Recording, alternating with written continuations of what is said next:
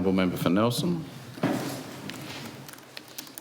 Thank you, Mr President. I'm so pleased to rise to speak very briefly on this bill and appreciate the contributions made by other members and really just adding a here to those in some sense.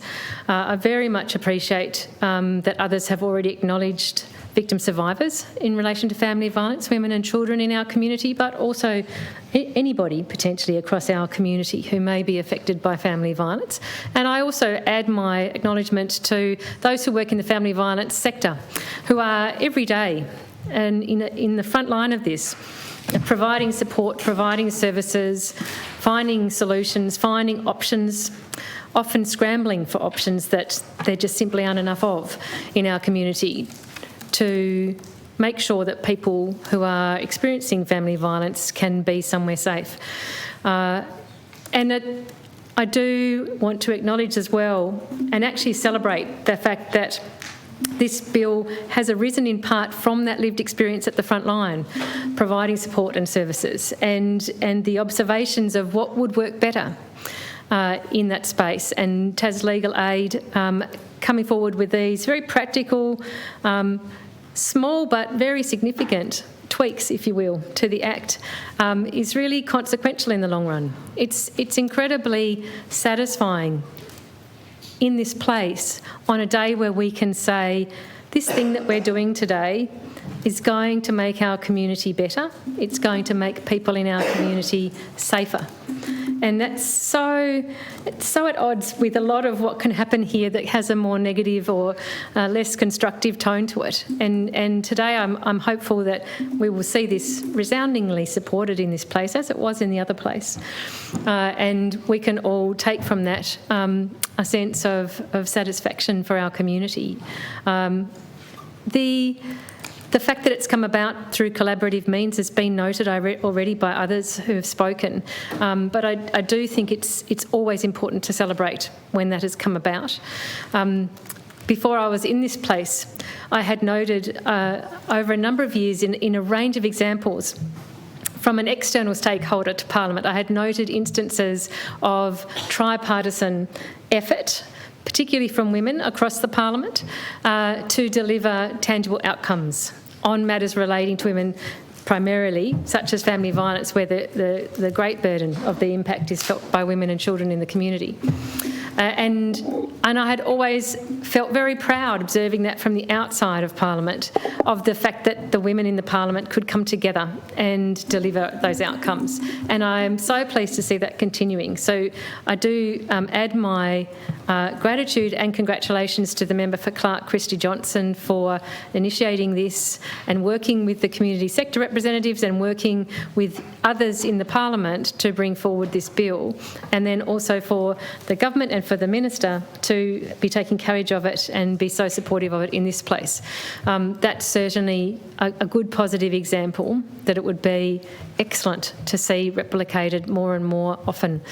I do hope that there is a fairly prompt and tangible plan to bring forward the more comprehensive review of the Act that has been spoken about and acknowledged as being necessary.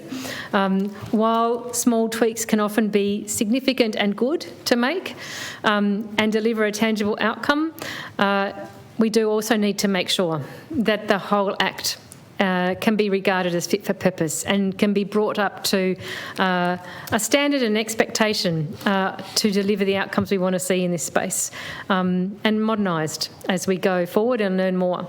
We do have a growing appreciation and understanding of this issue in the community and in this Parliament, as the member for Romney said. But despite that, Mr President, we still see such an enduringly difficult to shift observation of it in our community. We see the figures of women being killed in this country by intimate partners or family members still at such high levels. I think last year it had increased again in terms of frequency, and that is so disturbing. We are still teetering in that space of better understanding, growing sensitivity around this issue within our community, but not yet doing two things that are crucially important for actually changing outcomes. And those two things are providing the right and adequate level of support and services to those who are being impacted by this. That's still a failure that we see. And that's why we still see such terrible outcomes in terms of injury and death, ultimately in relation to this issue. But we also don't see enough public health preventative measures on this issue. We still don't see that, because if we were to see that, we would see us putting a lot more focus into working with men and boys in our community, a hell of a lot more focus, knowing that although the statistics show anybody could be either a victim of family violence or a perpetrator of family violence, we do know that there is a gender bias in this issue. And we are failing boys and men in our country by our lack of investment in preventative efforts here, knowing that this issue rests on an underpinning cultural gender bias that we have, knowing that that's where it grows from, knowing that we have intergenerational cycles of family violence that exist and are not being effectively interrupted.